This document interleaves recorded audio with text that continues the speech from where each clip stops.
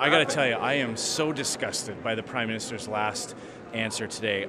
We had very specific questions about a horrific crime, and he answered my colleague's question where he was given an opportunity to tell Canadians whether or not he would reverse this decision. And instead of doing that, he congratulated the NDP because he liked their questions better. That's ridiculous.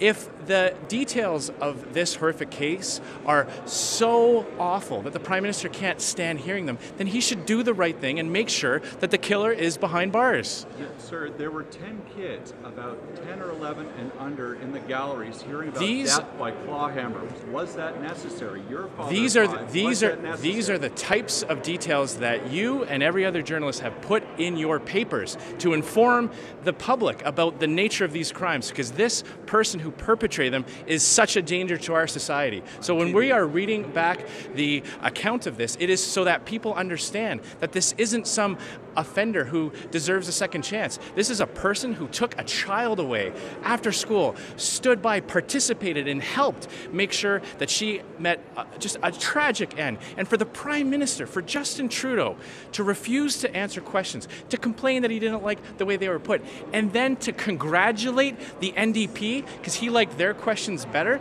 that's disgusting. And Canadian parents are rightly disgusted by this. The Prime Minister has the ability to reverse this decision, and he needs to tell Canadians why he's not doing so. What do you think, in general, what do you think of Ealing Lodge? Are they an appropriate way of detaining people? I will tell you one thing I know about this facility. It is not the right place for McClintic. She deserves to be behind bars. She brags about assaulting another inmate. It's the fact that there's no bars. That's the problem. It's the fact that she is now in a facility that, by all accounts, is a much higher quality of living, much higher standard of living, much more amenities and luxuries than the facility that she was in before. This is a facility where there are other children at various times. This is completely inappropriate. And when something like this is brought to the Prime Minister's attention, he doesn't just have the ability to act, he has the responsibility to act, and he's not doing so. Because some people say, no, this is a civil service.